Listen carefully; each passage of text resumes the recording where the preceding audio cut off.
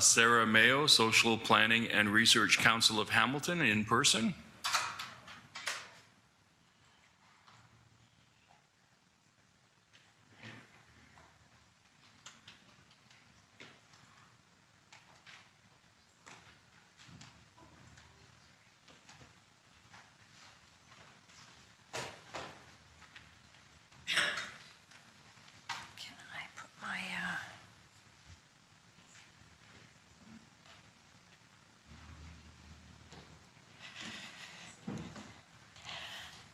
Hello, City Councillors. Thank you for allowing me to speak. I'm just going to speak,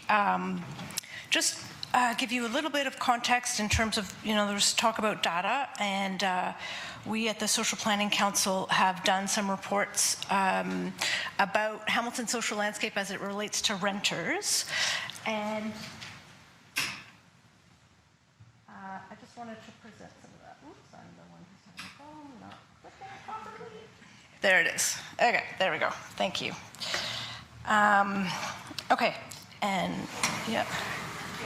Oh yeah, you know this part. Okay, perfect. Thank you.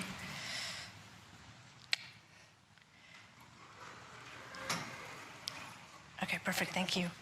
I just wanted to highlight. Sarah, I need you to speak into the microphone. Thank you. Yes, I just wanted to highlight, thank you, that renters are among the fastest growing groups in all parts of Hamilton. On average, renter households are growing 5 times faster than owner households.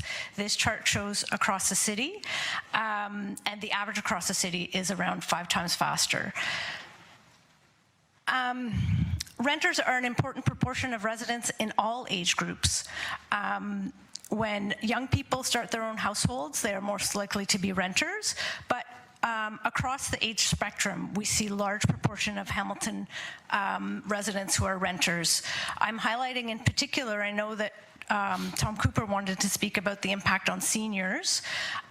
Across Hamilton, the census shows that approximately 14,000 private households led by seniors are living in market rental housing. So this is separate from those living in social housing. These seniors are disproportionately single, low income, and/or women compared to seniors in ownership households. So this is a large number of people. The report that are at risk. There is no one in market housing that is not at risk in some ways from the effects of the rental crisis in Hamilton. Hamilton and Burlington have seen the highest rent increases in the Greater Toronto Hamilton area. And this was before, this data only goes to 2021. So it was, the inflation was 24% between 2010 and 2021, and rents increased by 43% in that time in Hamilton. And the report had some data on N13 notices that went to the LTB and said, well, there's a huge increase, but it's a small number. So the context we have to remember is that notices can be given, thousands of notices can be given, and nobody knows because they're not required to be filed anywhere. It's only if they end up going to the landlord-tenant board that then there's some data. This data is about L2 notices, so actual evictions. So again, this is just a small proportion of other types of notices. And this is before the pandemic, and this is just 1 year of data. And it shows that this is L2 notices. L1 notices are evictions for non-payment of rent. L2 is all the other reasons that someone can be evicted. And it's between 1% and 4% in most neighborhoods where there's large proportion of renters per year. So if we add up over 10 years, that means 10 to 40% of tenants may be facing an L2 eviction notice. So it's not small numbers, and it needs more attention.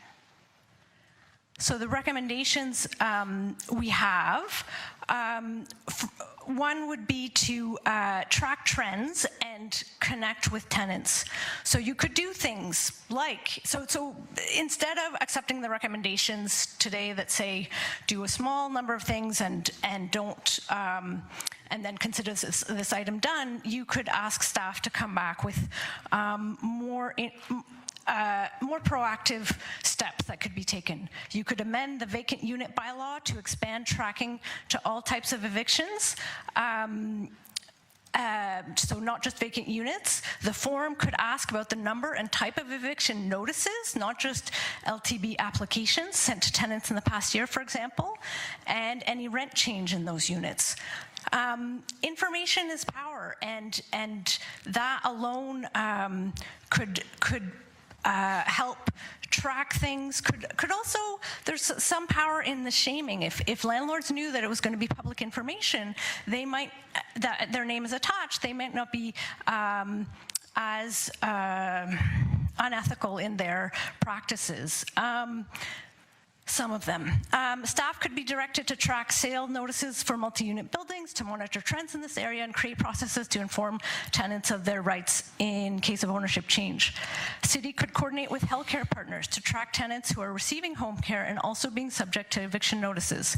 This real-time data could help connect more vulnerable tenants to eviction prevention supports. Similarly, City could coordinate enhanced communication with Ontario Works and Ontario Disability Support Program recipients to help them to protect their tenants. And to take action, you could create a renter protection task force with members from departments across the city, including bylaw, public health, and police, to coordinate improvements to city processes related to tenant protection. Ask staff to review Toronto's Rent Save program and how it could be used as a model for Hamilton to support residential landlords and renters in many types of buildings in situations beyond rent eviction, because this situation is much broader than just rent evictions. You could develop a city-led advocacy plan to educate provincial staff and elected provincial officials on the need to modernize the Residential Tenancies Act to protect vulnerable Ontarians. And the success, it's good that there's a staff recommendation for increase to the Tenant Defense Fund, but it's not enough. And that the success of that fund so far has been due in large part to the work of Acorn Hamilton and their work in connecting and supporting tenants. The Tenants Defense Fund could be increased even more, managed by a third party, such as the Hamilton Legal Clinic, to both fund legal support for tenants as well as coordination work by organizations like Acorn, because without them, no one would be here telling you their stories. Thank you.